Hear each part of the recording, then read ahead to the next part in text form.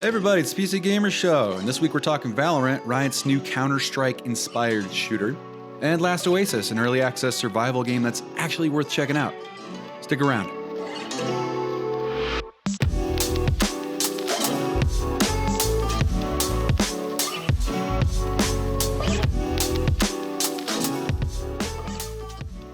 Hello everybody, it's James with PC Gamer. This is the PC Gamer Show. Who knows what day it is? Doesn't matter anymore. Time is a construct, an illusion, and it's never been more obvious than now. But yeah, I'm a features producer, PC Gamer. Today, joining me is Morgan Park, and Morgan Park is a longtime PC Gamer contributor. And you know, you might see this guy doing some guide stuff, SEO stuff, but his best work is in the shooter realm. Shooters are your jam, aren't they, Morgan? Oh, I love shooters. Yes, they are most of what I play. Yes, and gosh, every time I log on to Discord, Jules group is usually, I don't know, you guys have a full lobby of siegers most nights of the week. I would say the majority of the days of the week there's people playing a shooter in there. Oh yeah, there is always sieging to be had if you ever want to play. My tiny weak heart kind of disallows me from playing too many tactical shooters, even though I admire them. So I'm glad you're here. Playing Siege all the time, but Siege clearly, tactical shooters are kind of your thing overall. What other kind of shooters kind of make up your experience and maybe that you hold near and dear to your heart to this very day? Oh God, I think the first shooter I got super into, because I'm a youngin', is Bad Company 2. Oh God, yeah. That That's takes me back. It's the first game I put weeks of hours into. Hell yeah. Okay. And then I don't know. I've played pretty much every Call of Duty. Mm-hmm. I reviewed the Modern Warfare last year for the site, and I really like it. But the only shooter that I come back to and play like on a daily, weekly basis is Siege, because there's nothing quite like it. I'm with you there. And I guess you're comparatively a youngin to a lot of folks on staff. Did you ever have like much of did CSGO ever kind of cross over into your timeline? Or not CSGO, Yeah. CS? Yeah. CS Source I played a little bit of when I was younger, but CSGO was the first time I played a significant amount of it. And Gotcha. Okay. Yeah. So you're very familiar with the kind of game Valorant is very, very, very, very, very clearly pulling from. Counter-Strike. It helps that it is in so many ways feels like a copy of CS:GO. Yeah. In everything from its weapons to how they handle to the structure, economy, all that stuff. Is anybody who has played some CS:GO will know exactly what's going on. Right on. It's and that's like, I think I don't to like head off this kind of criticism. I don't, and we can hear what you have to say about this. I don't think that Valorant, again, this is the 5v5 tactical shooter from Riot, now in closed beta, that we've had a lot of time to play. Especially you, Morgan. You had a preview event and got to play quite a bit of it. Gosh, was that weeks ago now? I don't fucking know. Time. Yeah, it was like a week and a half. But goddamn. Riot is wearing the inspiration, and Valorant is wearing its inspiration on its sleeve. And I don't think personally that it's a bad thing. I'm excited to see in the more narrowly focused, like angle play, intel play, I guess arena of shooters, some change and growth, even if it is visually and in so many ways. Like you said, it is like, all right, we're starting from Counter-Strike and going from there. It's extremely similar in a lot of ways, to the point where it's like sometimes feels uninspired. Yeah, I think it's its own conversation to be had about what the different ways in which copying is sort of accepted in game design.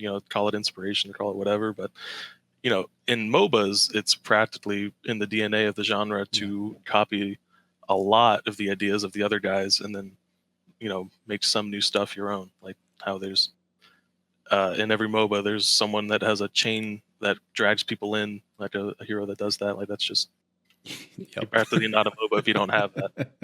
You know. And yeah, and the same with sort of like team, or excuse me, character-based shooters, which Valorant pulls from too. I think Right.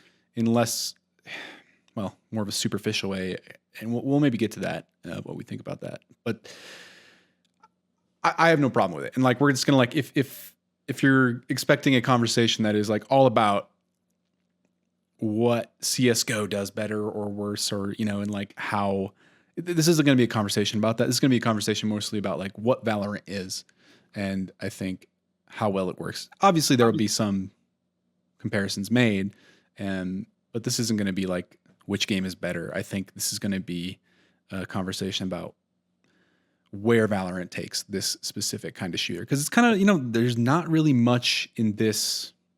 It's kind of just Counter-Strike, isn't it? No, yeah, I think if you can look at the very popular Chinese shooter Crossfire, I think it's called. That is very much a CS:GO type game.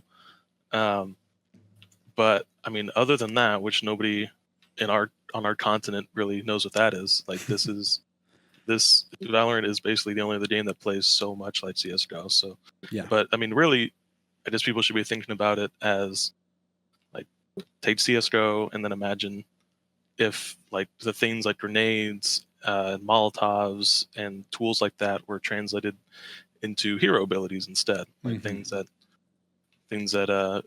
you have to choose a hero that has a set of abilities that they can use and can't use other people's. That's the difference. Exactly. And so like there's a bit of that kind of meta game around it, and that will influence like at the beginning of a match, like team comps, and responding to those like in ongoing matches, and sort of like figuring that we're still seeing that stuff work itself out. It's so early to like tell. Yeah. So far there's this one of the agents, that's their name for the heroes, is named Sage, and she's this like full-on support character that can heal teammates or heal herself. Her ultimate is to revive someone, and she can also place this wall that's like a Mei from Overwatch, like her ice wall that blocks movement and everything. And so far, that's like an early example of like, oh, okay, almost any team should probably have her because of the potential to sort of reset a fight and help someone bring someone back, and that sort of thing just seems useful in every single round. But like, yeah, that is a significant difference to like being in the pick phase in the beginning. And it's not like Overwatch; you can't change your person after you've picked them. So it matters a lot more like a MOBA drafting stage of what you're going to take. But Riot was very clear, and it's proven true so far, that they want the shooting to come first. They want that to be what will ultimately decide winning or losing. They don't want it to ever feel like the abilities are just overpowering gunplay, because they definitely want like CS:GO for that to be like the impressive part of the game. Is like if someone's an amazing shooter, then they'll be able to take on anything basically. Yeah, and I think most of the abilities, or most of the game changing abilities, or at least upfront to new players, will be the walls and the spheres that change that can block lines of sight, and they each have some kind of like AoE effect, like if you're nearby. It kind of turns the CS:GO map or style map, where those you get this, and this holds true for Valorant, where you get this deeply intimate familiarity with every kind of sight line at every point, and all the open angles on you, and sort of how to use your team's cones of vision, so to speak, to kind of safely work through or defend an area. But Valorant, like with these character abilities that throw up walls, that throw up these things that block lines of sight, deny intel, and deny visibility, it turns it into more like CS with like jazz angles, a bit more like thinking on your feet in that regard. Yeah. I think that's definitely true. You have to CS:GO. If you talk to teams or listen to their strategies, they're all about like, they know before a round even starts exactly where they're going to peek and what they're going to be able to see coming around the corner. but you're right that like the abilities that have no sort of analog in CS:GO. That there's nothing like someone who just summons a wall, makes a new wall on the map. That's not a thing. So yeah, the idea of having to like work on the fly, like jazz it up, like you're talking about, peach something, and all of a sudden the map looks different down the alleyway. Like that is such a fundamental change. Yeah, and there's a lot of the kind of like other character abilities are built in response to that. Like the ability to deny intel, there's a lot of abilities that kind of grant intel despite Yeah, or give you new ways to sort of like, circumvent those new obstacles. I'm kind of wondering like how that's felt to you. I know there's because I watched your and go watch the clip because Morgan reps this really well. We have like I don't know like an hour of Valorant on our YouTube channel, youtube.com/PCGamer. And you kick you kick some ass on there. It's nice to watch. oh, thank you. You're using this character Named Cypher. Cypher, yeah, and you're placing cameras up like at the beginning of every match. You're placing trap wires during like corridors. You kind of want to keep an eye on or expect Right. Yeah. people to come It's through.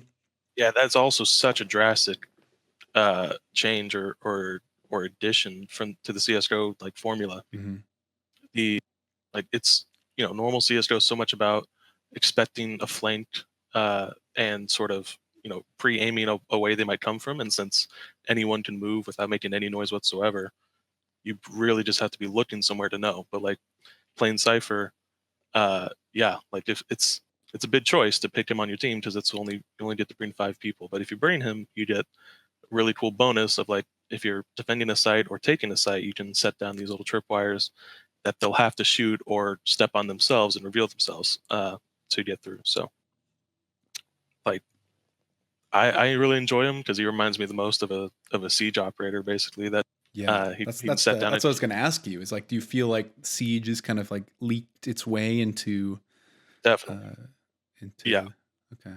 Yeah, there's a couple ways. I think that guy definitely feels the most like a siege defender in really cool ways. Like I love the idea of setting traps in general, and getting to do that is fun. But there's also the agent Sova, who Mhm. is like sort of a Hanzo, but also siege type guy because he has this bow where he shoots a recon dart that works a lot like the ability from Overwatch you might know, um, except that he can only get spotted if the dart's in your line of sight. But one of his other main abilities is an owl drone, this like flying drone that more or less works like a siege one, except it's a lot more limited because I don't think they want the game to be quite as information focused as siege as far as like Or if you get like with that, because that drone, I played a lot of Sova in my early matches, and that drone is like so easy to spot, so easy to shoot yeah, down. If you get it's loud. intel, it's like a flash. You're like, oh, I see someone, and that Yeah, your drone's right. gone. And I think that's important to know if anyone's like if hearing this is freaking anybody out, uh, who's used to CS:GO, like all this stuff that can spot you through walls or anything like is comparatively very brief and in a like not so oppressive I think as Siege's information game can be. Hmm. Hmm. Because ultimately I still think it comes down to even if they know where you're coming from, they want you to be able to headshot someone and win. So Yeah, yeah, definitely. The speaking of like, let's move on to sort of we'll return to I'm sure some of the characters and abilities, but the guns like that really matters. Like the gun feel, the movement, the really slow, heavy kind of movement, um, and the weight on headshots, the recoil patterns. right. How are you feeling about this opening arsenal in Valorant? I so far like I have a healthy chunk of hours in Counter Strike, but Hmm. not nearly not like enough to have mastered those guns in any way. Hmm. So my experience is limited to compare the two, but I so far like Valorant's guns a lot more. Um, Interesting. Okay. the biggest difference being at least most weapons can be aimed. You can aim down sights with them, which is something that Yeah. only like a select few guns in CS get. And the difference that it has for me is that it puts a bigger emphasis or like makes it more viable to take it slow, do like burst fire, and like do what is referred to in the CS as like tap shooting, where you're just sort of like doing single fire shots instead of full auto bursting. Hmm. Because the way things have always shaken out in Counter-Strike is that if the best way to play, honestly, is to work hard and master just holding down fire, like never not firing. Basically, if there's no, you can burst fire if you want, you can tap shoot if you want, but all the pros, they'll just full auto everything, and they Because they just know learn those the exact recoil patterns. exactly, Like, yeah. yeah. But a huge difference here is that, and maybe it won't prove as that big of a deal, but so far, a huge difference seems to be that the recoil is fixed, so you can definitely learn recoil patterns to an extent. But after a certain point of full auto firing, it gets random. Some randomness is introduced. So the way they phrased it in a presentation to a bunch of influencers and press and whatever is that they they want rapid fire to be possible and to maybe be viable, but they still want like more careful burst fire and tap shooting to be like the best way to get someone from long range. Right. Interesting. Yeah, and that feels true to, I don't know, like I feel like it's been a while since I played a lot of CS. Gosh, my time was back in like 2005, so I can't speak to, and it was all LAN experience, so it wasn't really like Right. pro meta online play. But I feel like CS, as deliberate and slow as it is compared to a lot of shooters, did have these bigger bursts of energy that you see in Valorant. But like you said, the ADS, the huge penalty for being like movement penalty for taking fire, like you just slow to a crawl, really Right. punishes like overreaching. All of these abilities that, AoE abilities, some add slow to the ground, some are like denial abilities that do, Right. Yeah. fire and, like block off, don't literally just like block visual sight lines, but just prevent movement through them. It feels like that, and this, this random element from holding down fire, it definitely feels like this is a slower game in those specific moments of like approaching a corner and like peeking out and deciding what to do, not necessarily in the overall pace of a match or whatever. I think that's fair to say so far. Like you definitely did a movement penalty while you're aiming down sights. Or at least it seems like it so far. Maybe it's just an optical. But I've noticed people just taking things slower. It's closed beta, and no one's a master of the game yet, so who knows how it'll shake out. But yeah, I've noticed people taking things slower, partly because you get a nice bullet spread reduction. Like you basically, it's easier to be accurate while you're aiming down sights. So if you're being more careful, taking pot shots from down long angles, that's the way to go right now. And of course, you still have the sniper rifles, which have always been like a powerhouse in CS, and they will be here because they're designed practically identically. Yeah, and I guess that's one thing like that about the arsenal that I don't know if it bothers me or not, but it feels like too much of an analog to maybe what's in CS:GO. Or there's very few differences. Like there's like the closest thing to the auto snipers in CS is this gun called the Guardian, which doesn't have a scope, but it does have ADS, and it's just like a tap fire DMR. So like that's one notable difference. There's also only two shotguns in the game. One's an auto shotgun, one's a pump. But that pump shotgun has the interesting effect of has an alternate fire on right click, where it does like a Roadhog thing, where it does more damage at medium range than at long range. It's got like a slug effect, right? It's like kind of right. So it tightens the spread for longer distance. So like that's another slight difference. There's a sawed-off shotgun in the sidearm category, so you can take the shotgun as a secondary. That is another difference, but like we kind of just named all the things different about the arsenal, other than aiming. I do think shotguns, and maybe we haven't seen this shake out yet, will have more utility, or they're at least put there to have more utility when it comes to these blind spots that players can just create.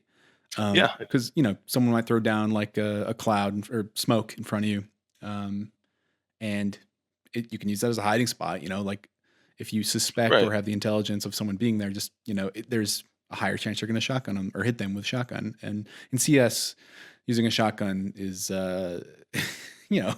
really specific use cases in my experience. But yeah, I don't know much about the pro scene, but it seems like a bad move. Yeah, yeah.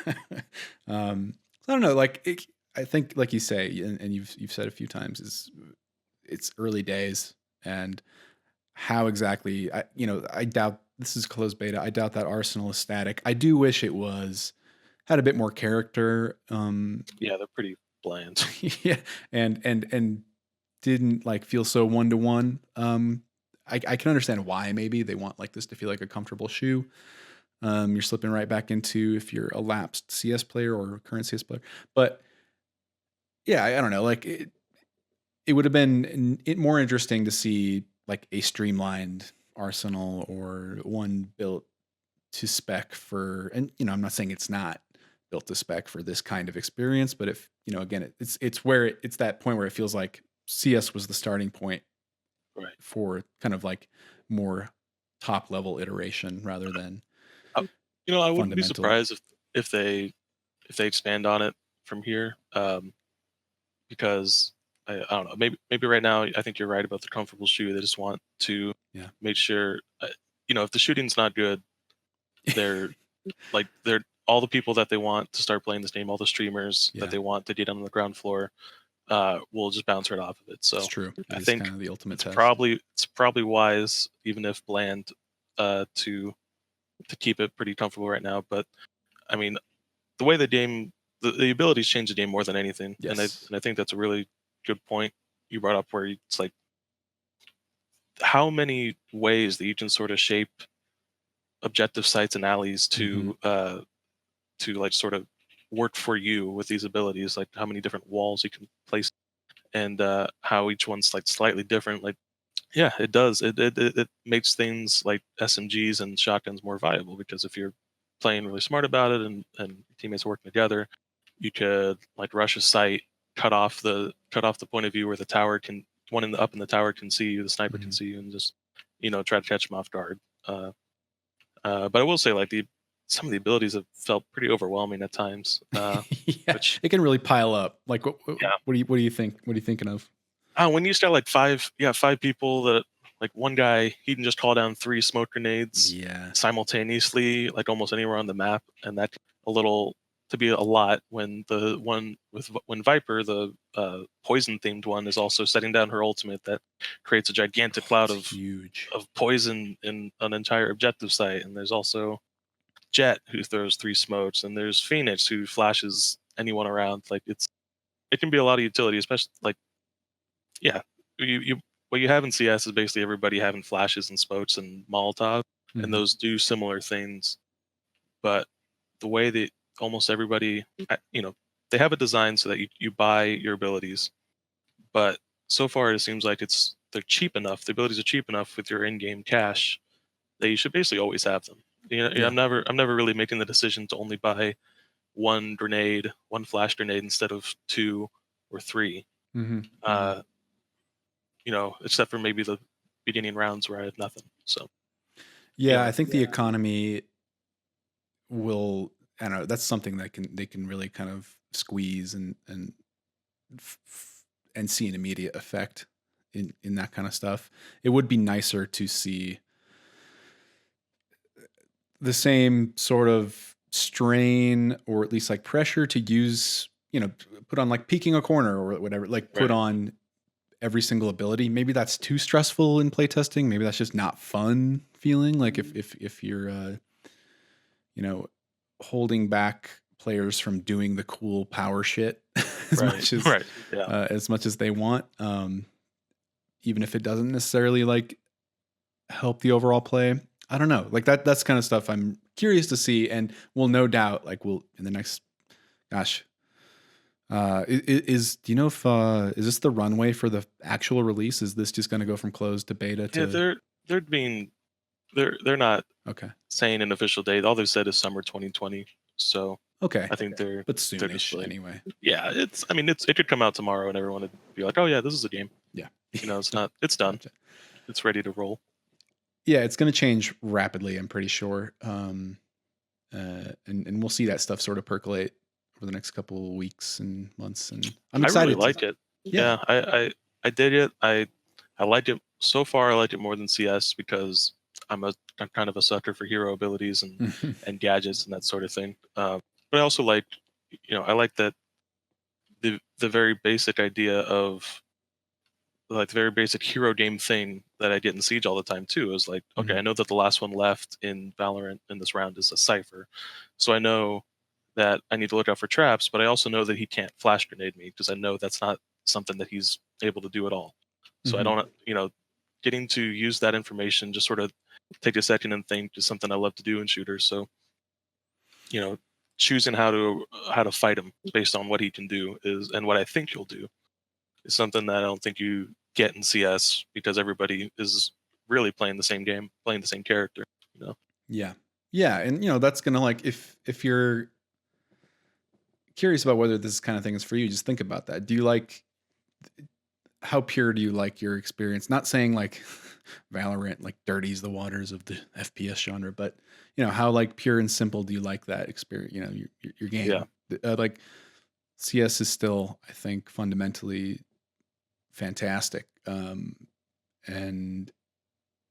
I Valorant. think it'll also prove to be more skill based. I think. Yeah, yeah, like pure There's Valorant. reflex. Yeah, I think Valorant has enough abilities that you can consider like assists. Uh, like a lot of abilities, like the guy I mentioned that calls down airstrike Hmm. smoke. That is like a shortcut basically to doing what in CS you'd have to practice a lot to do, which is Yes. find very specific angles to bank smoke grenades off of walls to get them where you want to go.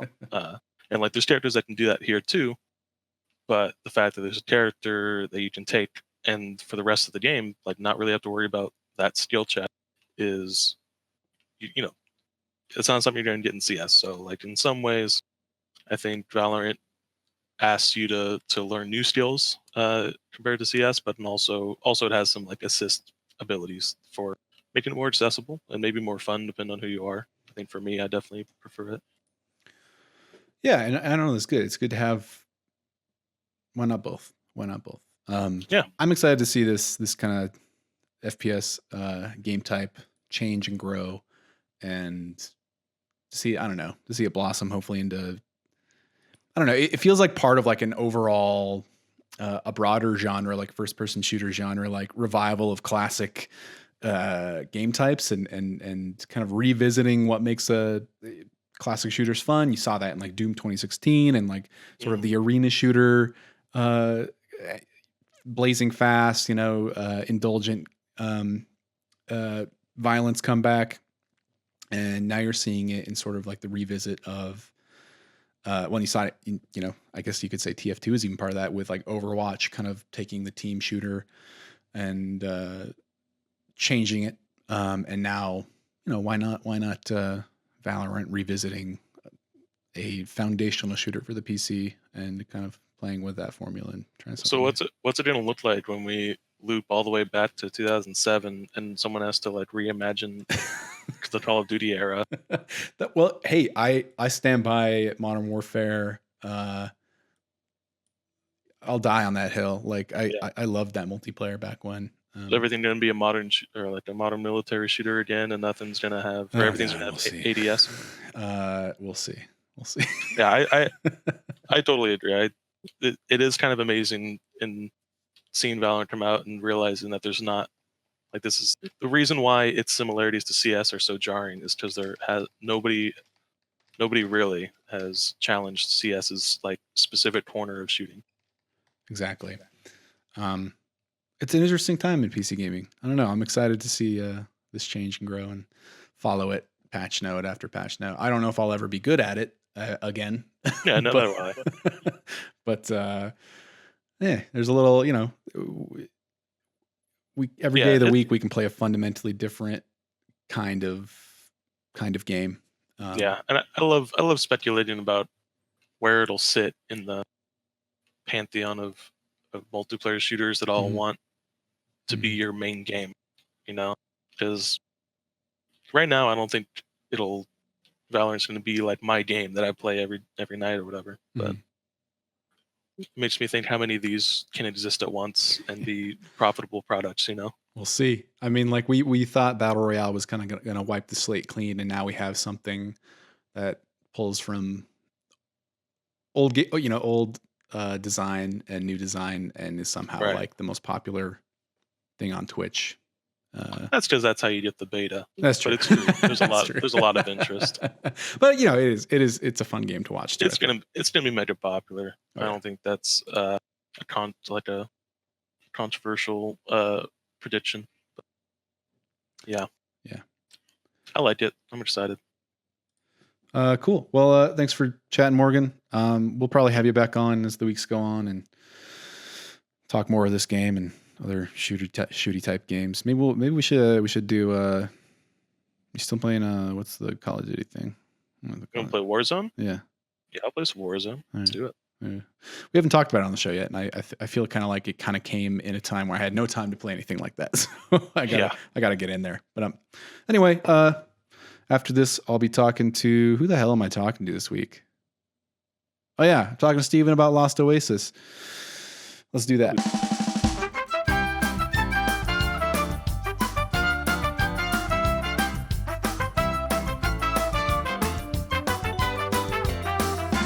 Hey, it's James, and we're back with more of the PC Gamer Show. This time we got Steven Messner. He's a regular around these parts. Yeah, second week in a row. Damn. Well, I appreciate it. The fans love you. They can't stop talking about it. You're all the rage. Stop! I'm blushing. But this week we're talking about a boring game. Because it's a survival game in early access on Steam. Twist, it's actually pretty good. This is Last Oasis, and you got in there. Yeah. Right after launch. Well, give us sort of the timeline. What is this game? Give us that timeline and lead into your impressions of what it's about. It is an early access survival game, multiplayer survival game. Which when I first heard about that too, I mean, I like anybody rolled my eyes. I do not like that genre. I've never been able to get into that genre, but this has been a very enjoyable game so far. So yeah, Last Oasis is a early access survival game where the kind of weird twist is that instead of like playing on a map that is just there constantly, and you just sort of have to carve out your little meager existence on this map with everyone sort of the same people as your neighbors, you are playing sort of on the run. So like the weird lore of this game, and it matters because it affects the gameplay so deeply, but the lore of this game is that the Earth has stopped spinning, so an entire day takes a single year, because if you think about how the Earth revolves around the sun, it sort of takes an entire year for the sun to touch all sides of the planet, if that makes sense. And so because of that, one side of the planet is like this scorching desert, and the other side of the planet, the dark side of the planet, is like this frozen wasteland. And they're kind of swapping sides slowly over the course of the year. And what's left of humanity lives in sort of the twilight zone between the two. That's right. So you kind of live in like a permanent dusk or dawn, as it were. And you are basically forced to keep moving eastward to escape the scorching desert, but you can't move too quickly because then you'll get into the frozen wasteland. Does that make sense? Fascinating. So this is actually represented in the game? Like yes. And this are these servers shared with multiple players, or is it yeah. Okay, so how it works is it's confusing. It's a lot to wrap your head around. So how it works is, instead of having like sort of one map, like when you play Ark, you have just the one map, and that's your one map, and everyone that plays on that one map is going to stay on that one map. In Last Oasis, how it works is you are constantly moving through maps that are being spawned. So like maps are like thawing. Gotcha. Every couple of days, and there's hundreds of them, but like maps are thawing every couple days, and then old maps are burning up and disappearing, and so anything that's left on that old map is destroyed. So instead of like building this base and hunkering down and doing the things that you typically do in a survival game, you're constantly moving forward and having to sort of push on to new maps in order to sort of outrun the sun. as it were. And the way that you do that, the other kind of cool defining characteristic is that, instead of building these bases, you instead build these giant spider robots. Now, apparently, like they're inspired by this artist. It's sort of like when you think of is it Mobius? Is that who I'm thinking of? Those really cool European paintings. Anyway, it's apparently inspired by some crazy awesome sci-fi artist whose name I don't know because I'm not familiar with the work. But they're like these giant wooden spider mechanical land boats, if that makes sense. Yes. It's the easiest way to think about it, and this is like, it is almost astonishing how true it is Last Oasis is a pirate MMO. Where the boats walk on land. Okay, there you go. That's like how it feels like you're steering a boat, except for the boat has legs. And so that's sort of like the weird, when you think about it and you think of, so much of what people don't like about survival games, especially because it's a genre that's been done to death. This has something kind of new, because you're constantly staying on the run. You don't really set up a base. And because you're moving on to different maps and you can kind of choose, I won't go into the specifics of how the system works, but you have to sort of store water, and then the water is a resource that determines how far you can travel on the overworld map. So there's sort of like a world map that you're clicking where you're moving between the actual maps that you then explore. Does that make sense? Yeah. Yeah. So because you get to choose which map you want to go to next, you are kind of having a revolving door of players that you're encountering. So let's say, there's the age-old survival game problem, which is that you play on a server and that server has a mega clan that takes it super hardcore, and there's 40 of them and they just constantly fuck everyone up on the server, right? And it's frustrating and no one can win and there's nothing you can do. And so the only real option is to just start over again on a new server. Last Oasis kind of has a really clever way to solve that problem, which is you don't have to start over again. You just move to a new server. You just pack everything up into your walker and then just walk to a different oasis, is what they are called. And you just go to a different oasis, and then there'll be new players there. And, because everyone's kind of moving at the same time, everyone's in this state of shuffling around, you kind of never know who you're going to meet. Gotcha. It's really clever. It's got a lot of really interesting things. It doesn't feel like a survival game when you kind of hear that genre, early access survival game, and you want to roll your eyes. It has a lot of things that just don't fit into those tropes and stereotypes. The other thing that I feel like I want to give it credit for is it runs like a dream. Really? Okay. It's very well optimized. I've been playing and I've had 0 crashes. I mean, there's a little bit of bugs and jankiness or whatever. But it doesn't run like crap like Ark Survival Evolved did and continues to do for so many people. I have a 2070 RTX card and I'm playing on ultra settings and I get probably 80 FPS at 1440p. It runs really well. It looks really good. It's super stable. But the timeline that you kind of mentioned, sorry to go back to your sort of original question, was they did have some issues. So the game first came out and people were excited by it, and the sort of login server that they were using to sort of spread everyone out between the smaller oases, that server just straight up bit the dust in the first day and didn't come back, and it was just screwed. And so for a week, and I've never seen this happen in an online game before, during launch at least, for a week they had to just take the game offline, which sucks for them because they probably, they launched this game and they're excited about it. Yeah, exactly. So they took the game offline, and it was sort of this oh shit, is this game going to suck? Is this, an omen of worse things to come? And so far that hasn't been true. They restarted the servers, they got them back online. They offered full refunds to people regardless of playtime, which was really great. I think they took all the right steps, the developers did, and now it's back online. I've been playing it, consistently since it came online on Sunday, and it's been fun. Right on. So, I mean, that's good. Usually, you hear about these early access on survival games, and the player base kind of turns on the developer based on communication or lapses in communication, lack of updates, and it seems like the devs of Last Oasis are kind of took that in mind before launching and had a plan in place, even for this kind of worst case scenario. And the goodwill seems to kind of be there still. I think they did the right thing, which was like they communicated a lot, and then the refunds. I think like if you don't like it, just get your money back, and we're sorry. Like how can you be mad at someone at that point?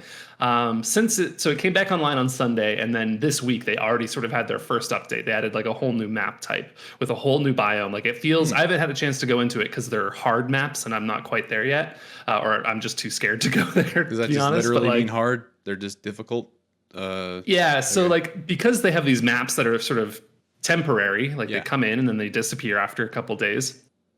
So like harder maps just have higher tier resources that you can find, but then obviously like more difficult enemies, and things like that. But then there's like, they have plans for some really cool stuff. Like there's going to be event maps where like maybe there's like a raid boss that spawns on a map, and it's like, hey, here's this very sort of rare event map. It's without showing people like a visual of how this game, I feel like once you see it, you're like, oh, I get what's happening here. But to describe it to someone who's, with just words, it's hard to sort of paint a picture of how this server architecture system all ties together. But you have like a world map, and it's like hexagons. It's like Catan, and then certain little hexagons you can click on, and you can go to that hexagon, and then that's like a map that you can explore. And they're quite large maps. Like it can take you probably, if you were to walk from end to end, it would take hours. But on your little land strider thing, you can probably get from end to end in maybe 10 minutes or so. Okay. But yeah, so the idea of this game is like you have your little walkers, and you go onto these maps, and you harvest resources, and you craft stuff, and you fight with other players, and then you peace out and leave the map and move on to the next one, and you're kind of constantly on the move. And then there's a lot of like interesting stuff on top of that I don't think is necessarily propped up yet in the game, as it's still sort of spinning up into its early access mode. But like there's a full player-driven economy where there's like trade posts you can go to, and you can create like buy and sell order. It's like EVE Online. Okay. In fact, like spoiler alert, I want to write an article next week about it once I've played it a bit more. But it really is giving me EVE Online vibes in some cool, interesting ways. It also has a grappling hook, like you can Spider-Man around. EVE Online with a grappling hook. You're bridging this gap that I never thought could be bridged. Right. Yeah. So like it's cool. So you have these giant spider robots. You grapple around like Spider-Man. You fight one another. It has Mountain Blade style combat. So if you've played Chivalry, if you've played Mountain Blade, if you've played Mordhau, and you're familiar with the thing where you kind of flick your mouse, and the direction you flick it determines whether you do like an overhead strike or like a sideways strike.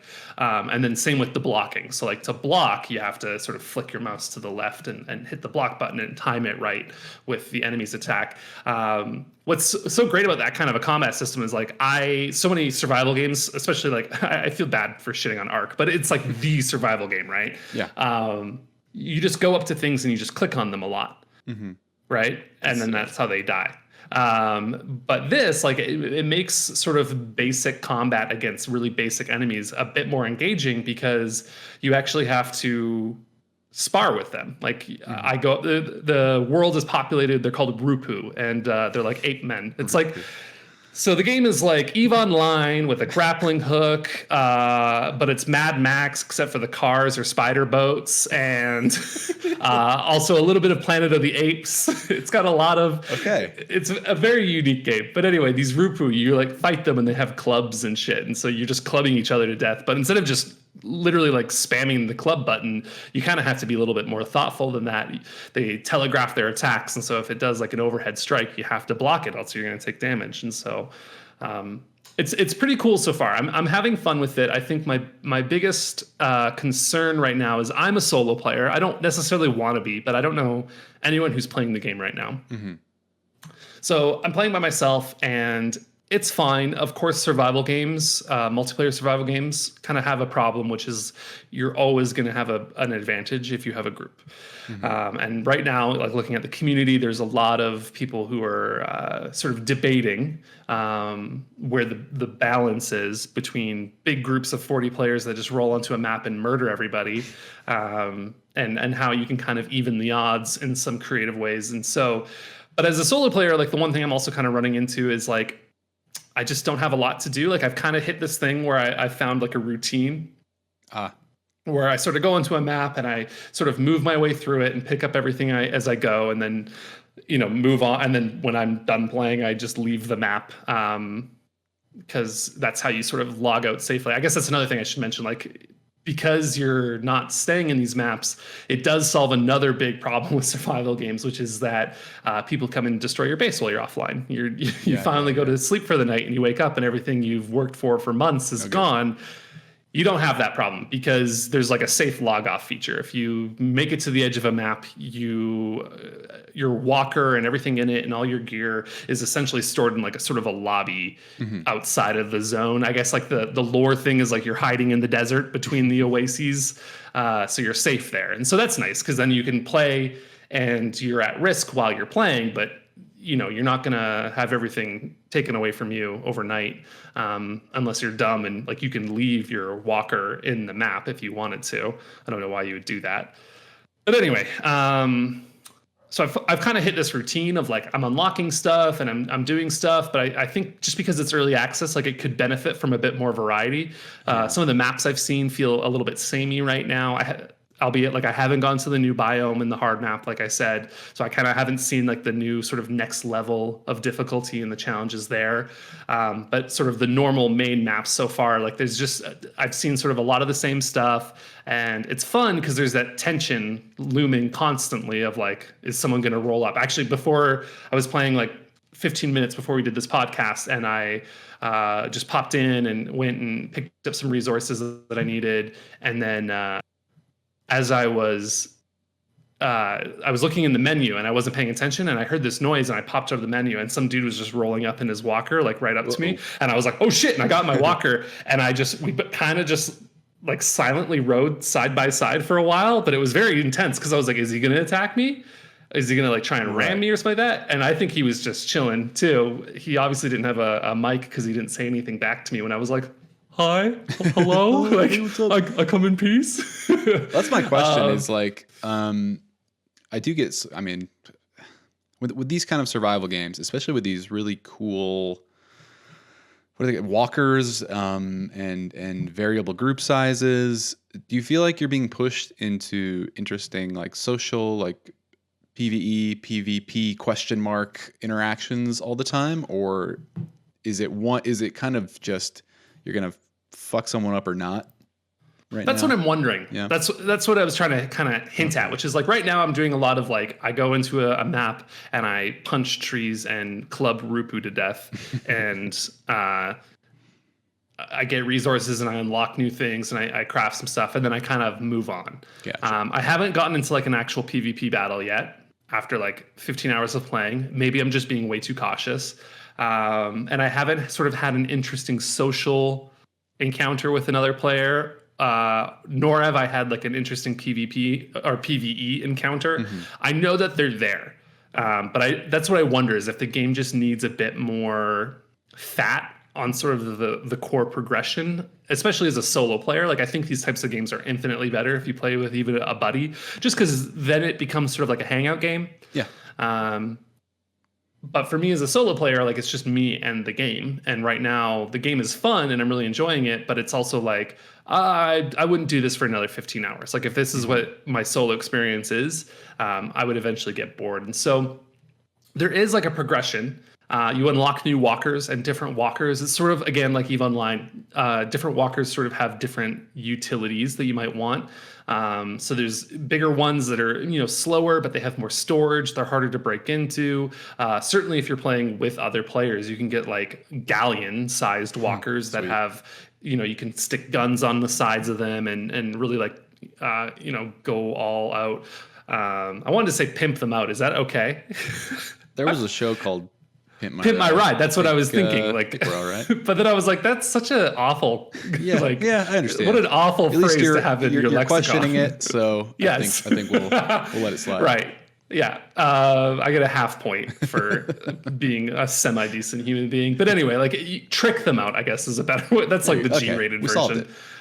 I feel like doing tricks is still slang for. Okay. Yeah. I feel like both of those sentences maybe not okay.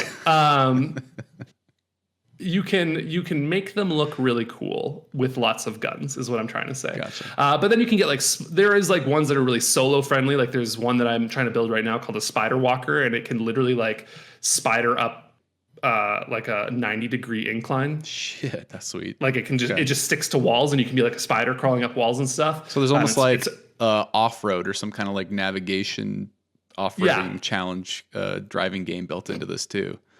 Yeah, I mean that's really like the kind of the genius of it compared to like other, I compared it to a pirate MMO or any kind of sailing game, right? The problem with like sailing games is that sailing is kind of boring.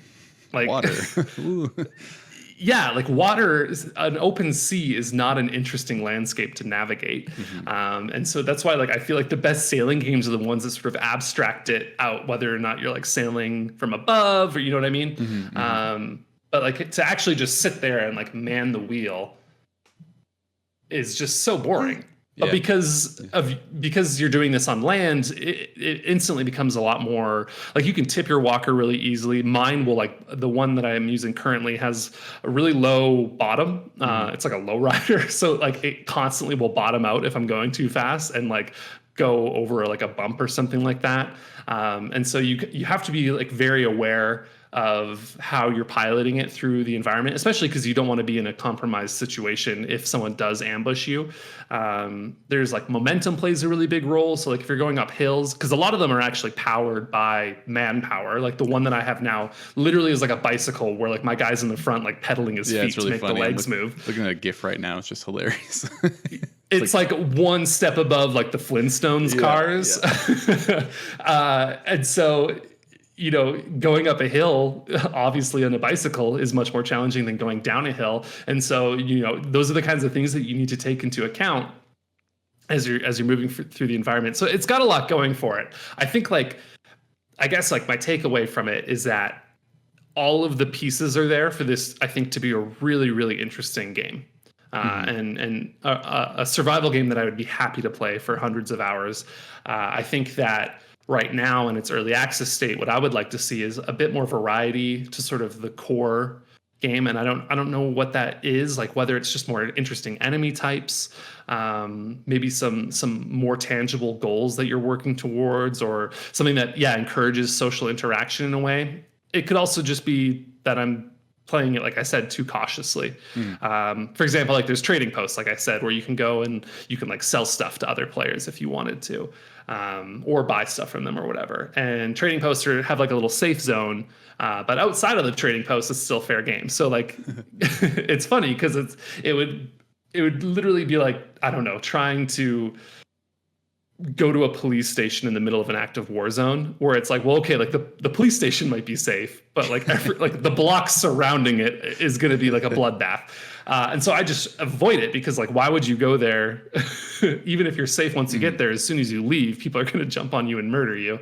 But maybe I should go there. Maybe that's, where some fun is, or maybe I need to be a bit more social and just reach out. You can like type on the server. Like once you get into the server, you can just say, hey, and anyone else in the map will be able to see that. And so I've been, just before we jumped on this podcast, I was trying to be like a bit more social, like just being like, hey, how's everyone doing? Like, how's social isolation going? Like trying to make some conversation. I inadvertently started an argument about healthcare, which I mean, I should have seen that coming. Why would I ask that stupid question? Like, whoops. But I was just trying to like get people talking so that maybe I could like meet a friend that I could play with. But I think all the pieces are there. Like I said, they had their first update. They're already said they're working on a second content update that's going to have more stuff. They haven't really specified what, but I don't know how long that could be. But I'm kind of getting the feeling that it's going to be a matter of weeks, not like months. And so that's kind of a promising rhythm that they're establishing, and hopefully they can keep up with that. And I think if they do, then it will be a game that I think will have a really healthy early access period. That's my hope.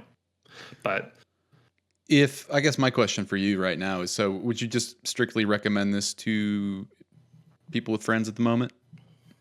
No, I would say like solo players can definitely play it. Okay. And I think you'd have fun. I would say that like go into it. I would give it the same sort of caveat that I would give EVE Online, which is like it's kind of a complicated game and there's a bit of a learning curve to it, and be prepared to like get murdered and lose everything. And when that happens, like don't blame it on the game.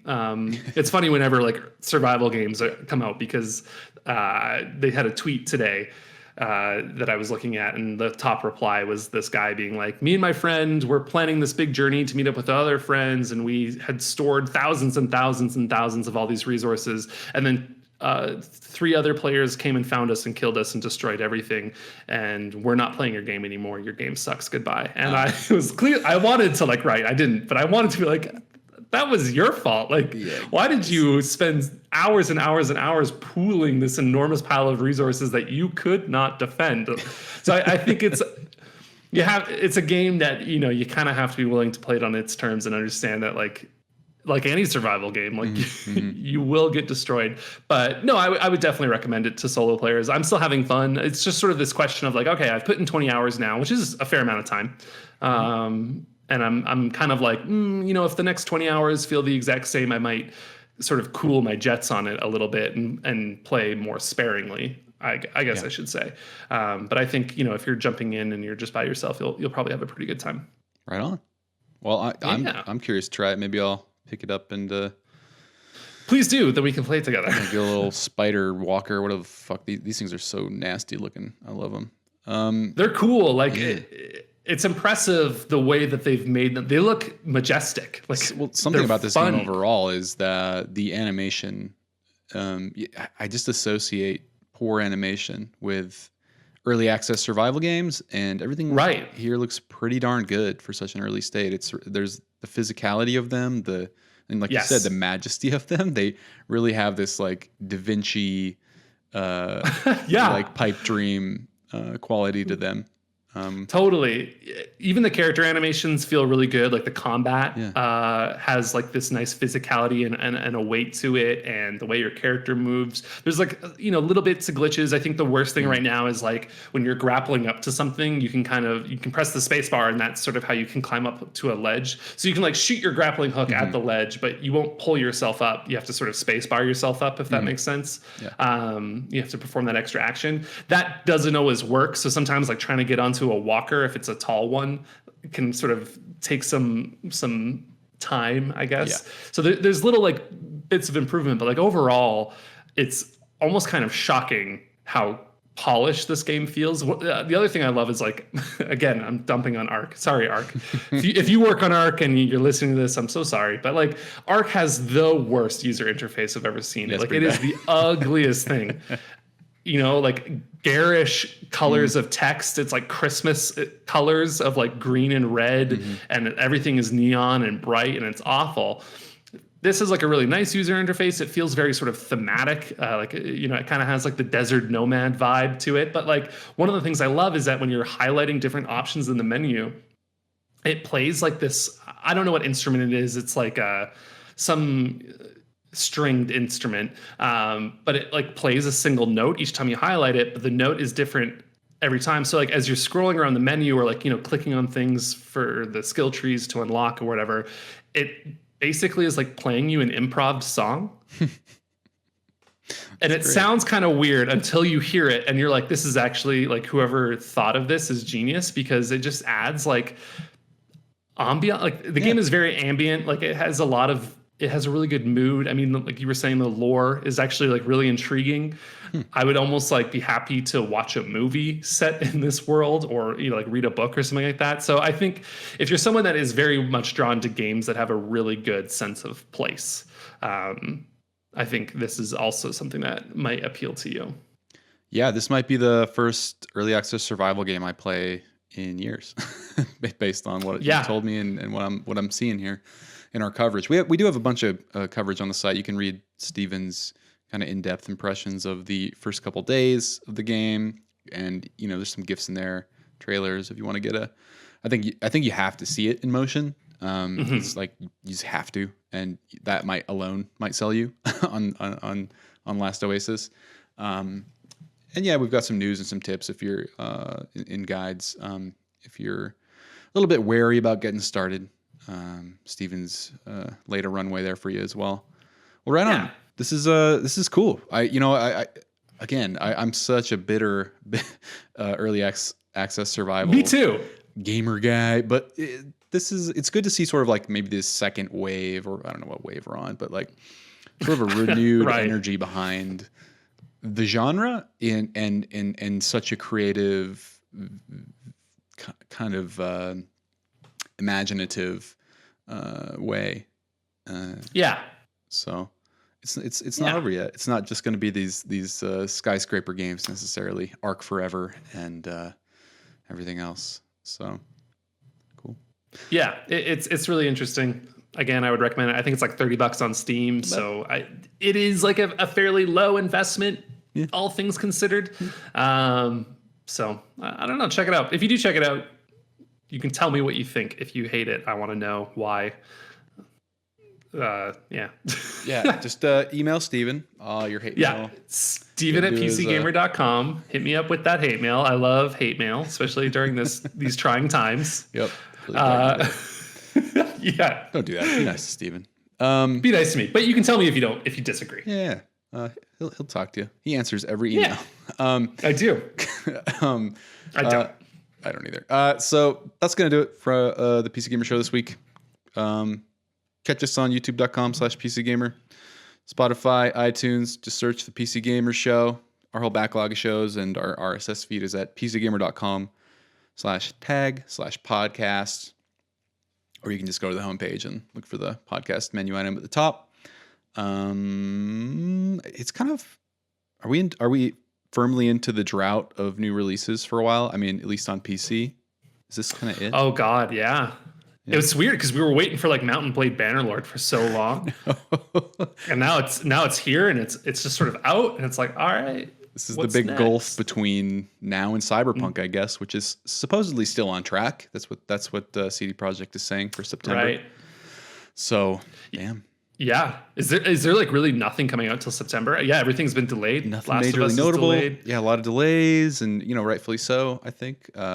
Take time. Obviously, developers prioritize the health of your people. We're all adjusting, but I don't think it's going to be a literal drought. There's a lot to play and catch up on, and Animal Crossing never ends, so we'll be all right. Right. Cool. Well, thanks again, Steven. Always good chatting to you. And until next week, don't forget to game on. Is that it? You got it. Grind on. Okay. Game on. I'm all. The enthusiasm wasn't there, but you at least do it again. Remembered it from the top. Okay, and don't forget to